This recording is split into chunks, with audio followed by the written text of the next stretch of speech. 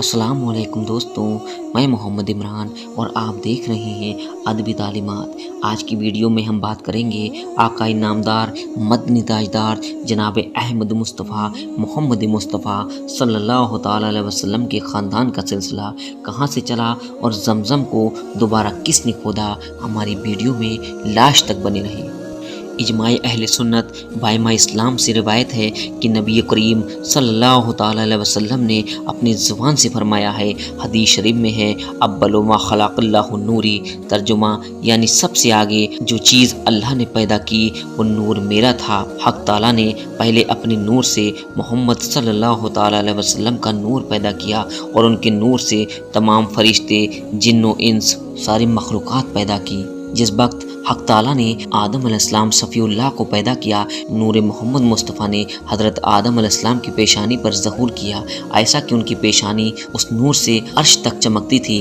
फिर आदम अलैहिस्सलाम की पेशानी से शीस अलैहिस्सलाम की और शीस अलैहिस्सलाम से इदरीस अलैहिस्सलाम की और इदरीस अलैहिस्सलाम से नूह अलैहिस्सलाम की और नूह अलैहिस्सलाम से इसी तरह दर्जा बदर्जा मुंतकिल होकर इब्राहीम खलीलुल्लाह तक पहुँचा और उनसे हज़रत इस्माईल अलैहिस्सलाम ज़वी अल्लाह को नसीब हुआ। बाद उसके नस्लन बम नस्लन अब्दुल मन्नाफ तक पहुँचा और अब्दुल मन्नाफ के 4 बेटे थे, अबू शम्स, अबुल हाशिम, अबू मुत्तलिब, अबू नौफिल और हाशिम रसूल खुदा सल्लल्लाहु ताला अलैहि वसल्लम के दादा थे, इसलिए रसूल खुदा को हाशमी कहते हैं। वही नूर मोहम्मद सल्लल्लाहु ताला अलैहि वसल्लम का अब्दुल मन्नाफ से हाशिम को मिला और बाद फौत अब्दुल मन्नाफ के हाशिम को मक्के की रियासत और कुंजी खाना काबा की मिल गई और हाशिम से अब्दुल मुत्तलिब पैदा हुए और अब्दुल मुत्तलिब के 13 बेटे थे, हारिश, अबू तालिब, अबू लहब, अमीर हमज़ा, अब्बास रदिल्लाहु ताला अन्हु, ज़रार, ज़ुबैर और अब्दुल्ला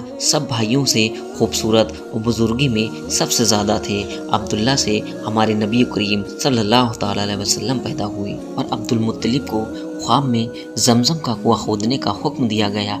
इस कुएं को कबीला ज़िरहम के सरदार मोजाज ने बंद कर दिया था। कबीला ज़िरहम के लोग उस ज़माने में मक्का के सरदार और बैतुल्ला के निगहबान थे। उन्होंने बैतुल्ला की बेहुरमती शुरू कर दी। मोजाज बिन अमर अच्छा आदमी था, उसने अपने कबीले को समझाया कि बैतुल्ला की बेहुरमती ना करो, लेकिन उन लोगों ने उसकी बात न मानी। जब मोजाज ने जान लिया इन पर कोई असर नहीं होगा तो कौम को उनके हाल पर छोड़कर वहाँ से जाने का फैसला कर लिया।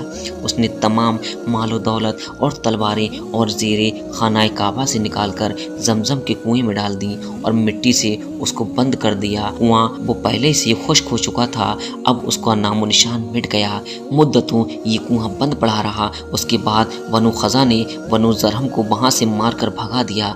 बनु खज़ा और कुसै की सरदारी का ज़माना इसी हाल में गुजरा, यहाँ तक कि कुसै के बाद हज़रत अब्दुल मुत्तलिब का ज़माना आ गया। उन्होंने ख्वाब देखा, उस ख्वाब में उन्हें जमज़म के कुएं की जगह दिखाई गई, उसको खोदने का हुक्म दिया गया। हज़रत अली शेर खुदा से रिवायत है कि हज़रत अब्दुल मुत्तलिब ने बताया कि मैं हज़रत अज़बत के मुकाम पर सो रहा था, मेरे पास कोई आने वाला आया और उसने कहा जमज़म को खोदो। मैंने कहा जमज़म क्या है? उसने कहा जमज़म वो है जिसका पानी कभी खुश्क नहीं होता। अब्दुल मुत्तलिब कहते हैं, मैंने उनसे पूछा ये कहाँ है? उन्होंने बताया जहाँ गंदगी और खून पड़ा है और कौवा टोटे मार रहा है।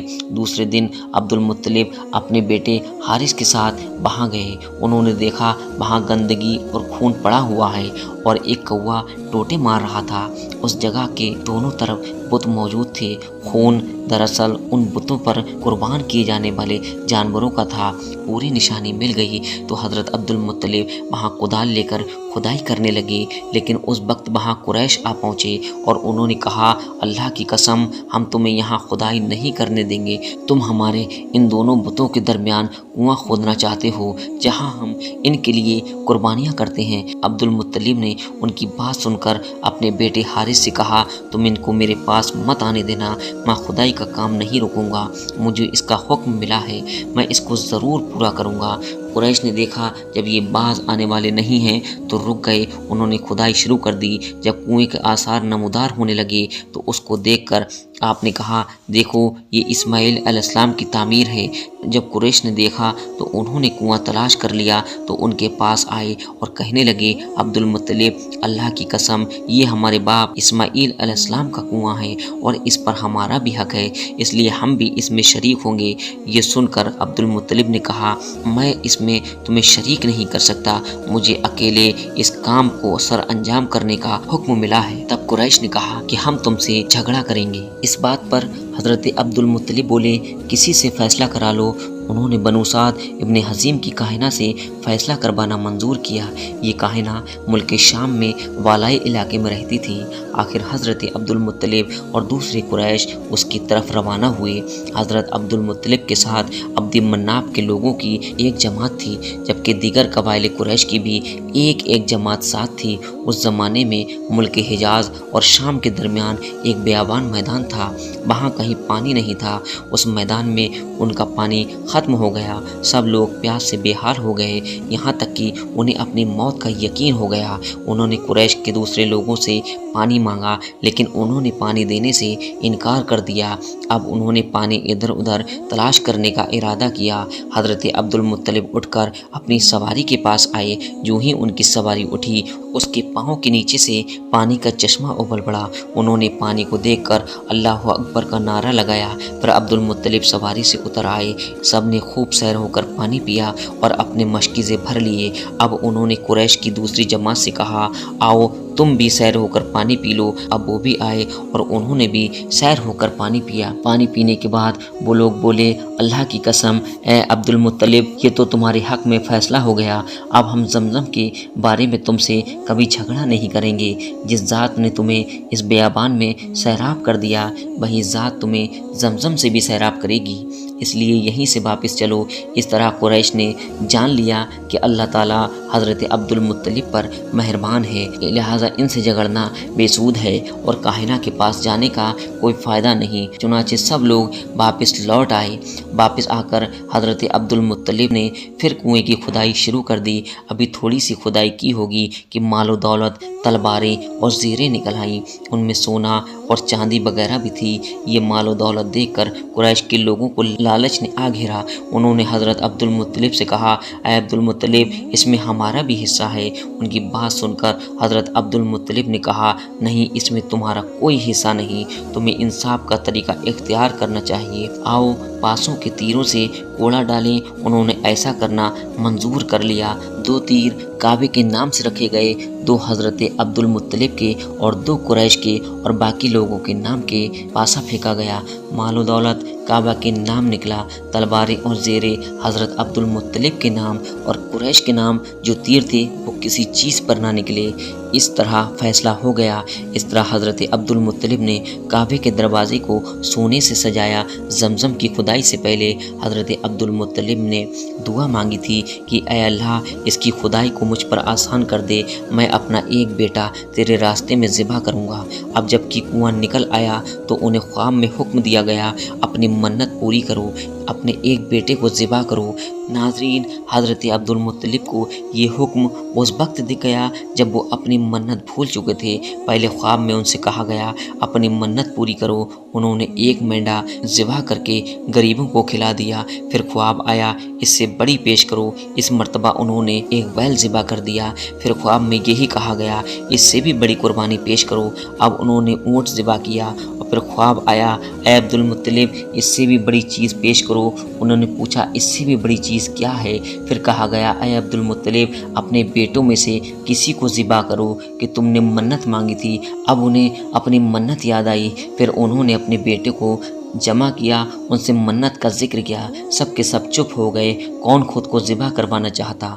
आखिर हज़रत अब्दुल्ला बोले, अब्बा जान, आप मुझे ज़िबा कर दें। ये सबसे छोटे थे, सबसे खूबसूरत थे और सबसे ज़्यादा मोहब्बत भी हज़रत अब्दुल मुत्तलिब को इन्हीं से थी। लिहाजा उन्होंने कुरअंदाज़ी करने का इरादा किया। तमाम बेटों के नाम लिखकर पूरा डाला गया। हज़रत अब्दुल्ला का नाम निकला।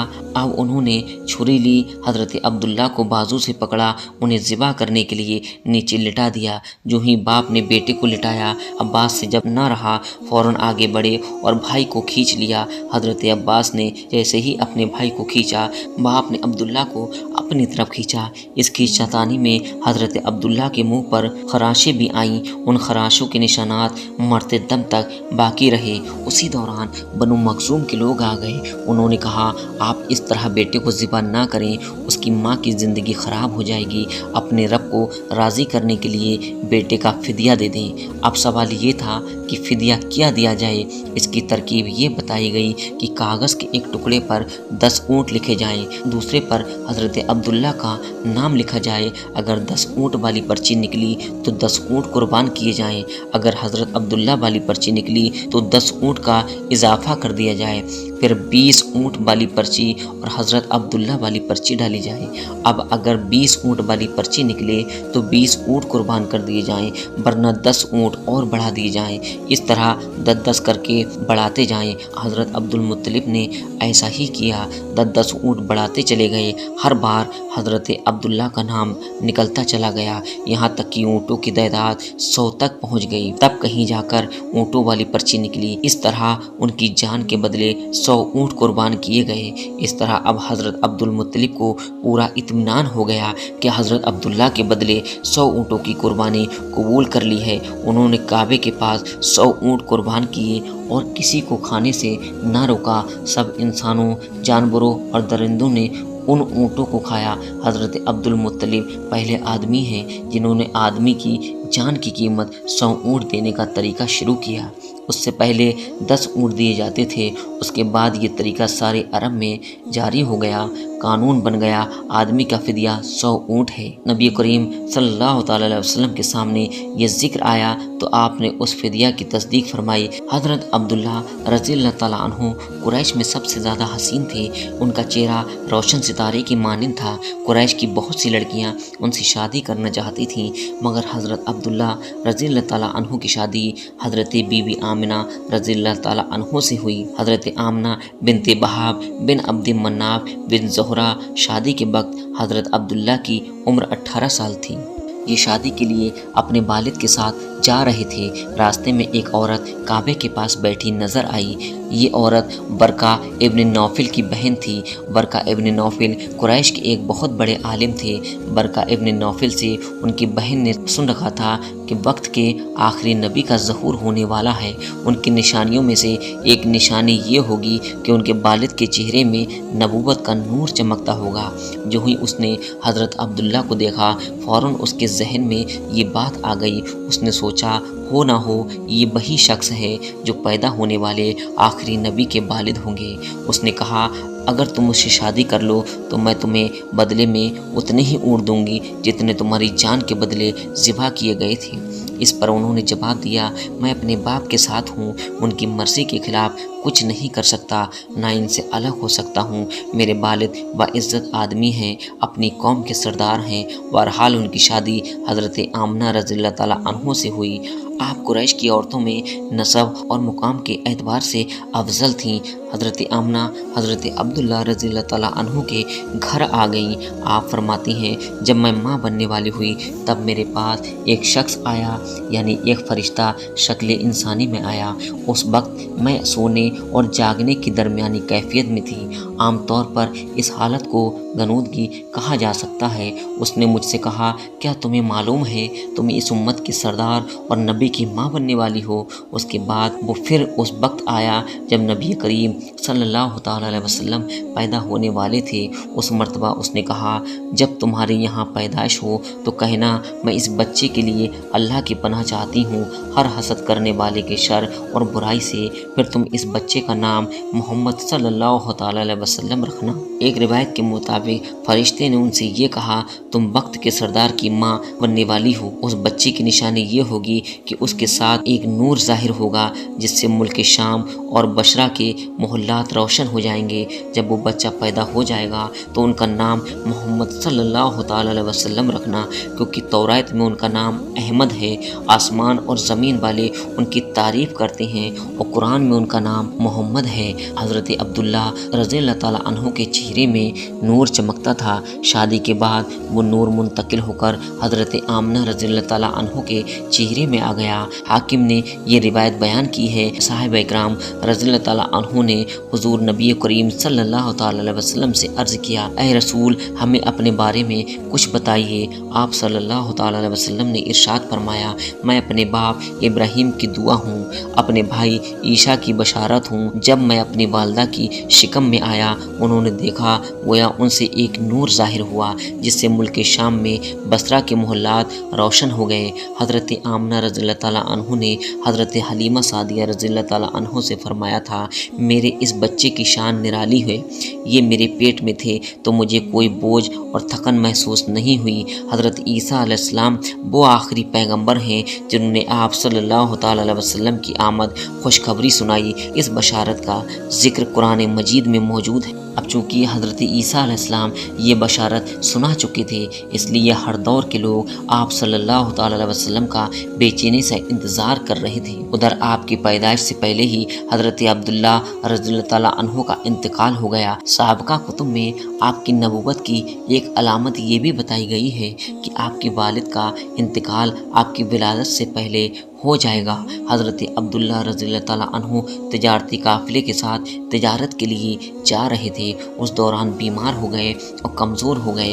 واپس لوٹے، قافلہ مدینہ منورہ سے گزرا تو حضرت عبداللہ اپنے ننیحال یعنی بنو نجار کے یہاں ٹھہرے۔ ان کی والدہ بنو نجار سے تھیں، 1 ماہ تک بیمار رہے اور پھر وصال فرما گئے، انہیں وہاں ہی دفن کر دیا گیا۔ تجارتی قافلہ جب حضرت عبداللہ رضی اللہ تعالیٰ عنہ کے بغیر مکہ مکرمہ پہنچا، ان کے والد ماجد حضرت عبد المطلب کو پتہ چلا ان کے بیٹے عبداللہ بیمار ہو گئے ہیں اور مدینے میں اپنے ننیال میں ہیں، تو انہیں لانے کے لیے عبد المطلب نے اپنے بیٹے زبیر کو بھیجا۔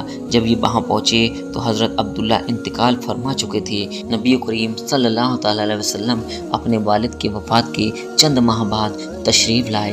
حضرت ابن عباس رضی اللہ تعالیٰ عنہ کہتے ہیں کہ حضور نبی کریم صلی اللہ تعالیٰ علیہ وسلم اس دنیا میں تشریف لائے، آپ کی ناف کٹی ہوئی تھی اور ختنہ شدہ پیدا ہوئے۔